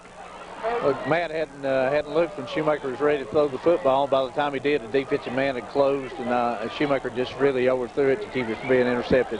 If Powell Valley should win tonight, a very satisfying win for head coach Phil Robbins. He and Nick Colabro are very close friends, and really these two programs emulate each other. Had a chance to talk with Phil Robbins last year, and he told me that many of the trademarks of the Powell Valley teams that have come out over the years since he has been here have been a direct result of some of the things that have taken place at Gate City. And here is the handoff. Bouncing off of tacklers is Gibson, and Gibson winds up with about 2 yards after having run nearly 12 to escape some tacklers. Makes it 3rd and 8. Again, going back to the point about Robbins, he talking with him about the feeder program that really builds the athletes from the younger ages here at Powell Valley. He told me when he came here to Powell Valley, they had a very good program established, and he made some changes, and really it's worked wonders. And he has said that really it is derived from a model that Harry Fry implemented at Gate City, and Nick Colabro has continued through the years. So he paid tribute to his friend Nick Colabro for a number of aspects of the coaching profession that they share. So here's Shoemaker rolling back. He's pressured, goes to the right now, back to the left, and he's hit one, hit twice, and finally hit the 3rd time and wrestled to the ground by Powell Valley's number 23, Jeremy Young. And that will make it 4th and about 14. There is a flag on the play, and the clock has stopped with 1 minute and 50 seconds left. And it's going to be a personal foul, I think, against Powell Valley. I think he put a little extra emphasis on bringing Shoemaker to the ground that time, PJ, and Powell Valley's usually not that type of football team. They are usually a pretty clean football team, as is Gate City, and I'm sure Coach Robbins will talk to his people about that after this game's over. 3rd and about 2. So the penalty makes it 3rd and 2, and as you said, Robbins looking to find the guilty party. He's really built a successful program here at Powell Valley. He has 3 state titles, began his coaching career at John Battle for 6 years, then went to Christiansburg and came to Powell Valley in 1983, the year after the Vikings won a state title. And here is Shoemaker under pressure, rolling to the left, fires, got a man open, caught at the 49-yard line by Matt Clayball. He was sliding near the out-of-bounds marker, and he made the catch at the 49, 48.5 of Powell Valley. It's enough for the 1st down as the Devils scramble and throw on 3rd. Yeah, good pass that time by Shoe. He kept the ball low, and Clayball made a heck of a catch. That's the only place it can be thrown and not be batted away or intercepted. Gate City has been to the playoffs for a number of consecutive years. Have they look to continue that this season? They would have liked to win tonight. They're still on the move. Shoemaker takes the snap, plenty of time, fires, got a man open. It's Matt Clayball at the 40, and he's tackled right there. Matt Clayball, the gain of 9 yards on the catch, as Shoemaker's pass is looking crisp on this drive. The Devils down by 14 with 1 minute and 11 seconds and counting here in the 4th quarter. Well, I think Shoemaker looks better as a drop back passer. He doesn't have great foot speed, so when we ask him to roll out sometimes we're asking him to do more than he can handle. 2nd and 8 in the hurry up offense. Shoemaker again dropping straight back, fires, and it's almost caught, but it's out of the hands of number 83 of Gate City. Pass dropped by Josh Caney, the senior, checks in. 5'8", 150 pounds. Caney making a valiant effort to dive for the ball, but it was in and out of his hands. Incomplete. You know, PJ, those rollout passes that we do take a little bit more time and gives the defensive team time to get in the backfield a lot of times. So I think Shoemaker has a brilliant arm, and I think he looks at field over well. I think he's more a drop back type passer than he is a rollout passer. The Devils break the huddle with 52 seconds left as the clock has stopped. Devils finally get to the line. Shoemaker dropping straight back, has plenty of time, fires over the middle. It's caught at the 30, now to the 27, to the 26. Reception made by Gate City's 41, Jake Housewright. And Housewright, the 6'2" freshman, has a first down for Gate City at the 26-yard line. So the Devils putting together a very good drive here in the waning seconds of the contest, down by 14. And as you made mention, Shoemaker looking sharp, dropping straight back, as he does again. Good time, now pressured, has to scramble, tripped up, and he is hit, loses the football. Gate City recovers, I believe. Let's see, looked like the lineman had it. No, they say Powell Valley has it. Powell Valley got it. Coming up with the football was number 64 of the Vikings, Gary Carroll. Shoemaker was hit from the blind side just as he was about to deliver the football. It bounced out of his hands and on the ground, and Carroll recovers at the 34. Powell Valley did a good job that time. They dropped the linebackers back and made it hard for Shoemaker to find an open receiver. And by that time his protection had broken down and didn't really see the hit that knocked the football away.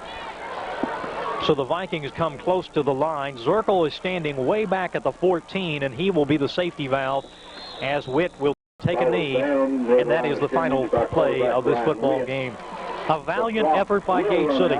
The momentum was against them. They seemed like all odds indicated it was impossible. They came back and made a contest out of it, but they fall short. 27-13. Powell Valley defeats Gate City at Bullitt Park in Big Stone Gap. The big story of tonight was Thomas Jones, well over 300 yards rushing, as he is the third back to really penetrate the Gate City defense and do a job on the Blue Devils.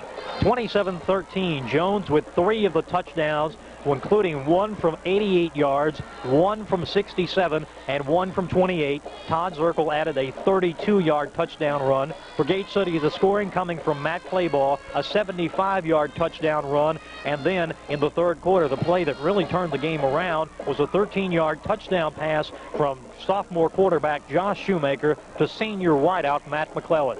The Devils fall 27-13 against Powell Valley. Larry, some thoughts on the game? Well, even as many yards as Jones gained, we had a couple of big turnovers when we were driving the football. And if we convert those and do not turn it over, then we make a heck of a football game out of this and may have an opportunity to win. I think Gate City has got to build on this, even though it's a loss. They still can control their own destiny when it comes to playoffs. If they build on what they've done tonight offensively and the resurgence of this offensive team and not turn the ball over next week against Abington, they have a good chance, I think, of winning the district and getting a first round playoff game. Certainly the losses this year have not been to any small opponents. When you think about it, Lebanon, Richlands, Appalachia, and Powell Valley, you put them together, among the 4, they have 4 losses. As a total, they have nearly 30 wins. So to the teams they have lost to, a record of 30-4. So around that. So only 4 losses to the 4 teams that have defeated Gate City. So certainly they have dropped games to quality opponents, no doubt about that. And that may be a real telling story near the playoff time. But as we wait for the final statistics, we want to thank our sponsors for tonight's game, doing a wonderful job of helping us bring you Big Blue football on STE Cablevision Channel 30. Our sponsors include People's Bank of Gate City, featuring half-a-day hours on Saturday in a drive-up ATM. Get countywide service with People's. By Magnolia Place, come by and see their great display of dolls of all kinds in October. By Weber City Drug Center, great prescription service, also featuring UPS and fax service for your convenience. By Nations Bank, with an ATM at the Weber City office and great deals on private lines of credit throughout Scott County. By Weber City Coin Laundry, deli and tanning with full-service laundry, sandwiches and homemade soups, and 6 Wolf tanning beds. By Williams Heating and Air Conditioning, fall weather is a great reminder to check out Williams Carrier heat pumps. By Delegate Terry Kilgore, a hardworking representative for hardworking people. By State Line Graphics, offering the best service for your printing needs, located in Weber City. By King Ford in Gate City, where you'll find the best prices on new models. And by Roberts Tire and Recapping. Fall is a great time for new tires from Roberts like Firestone and Michelin. Blue Devil football is also brought to you by Gate City Drug, by the Campus Drive-In, by Doc Whitley Nationwide Insurance, by Willis Pharmacy, and by Scott Jewelers. Thank you to all the sponsors who have helped us bring you Blue Devil football on Channel 30. Larry, how do the final game stats look? Well, in first downs, Gate City made big improvement. Had 12 for the game versus 13 for Powell Valley. Gate City rushed the ball 35 times for 201 yards. Powell Valley rushed it 41 times for 377 yards. Gate City attempted 14 passes, completed 6, no interceptions for 116 yards. Powell Valley attempted 8 passes, completed 4, no interceptions for only 28 yards. Total offense, Gate City 317, Powell Valley 405. Punts, Gate City 3 for 29, Powell Valley 2 for 31. Fumbles, Gate City had 4 fumbles, lost 3.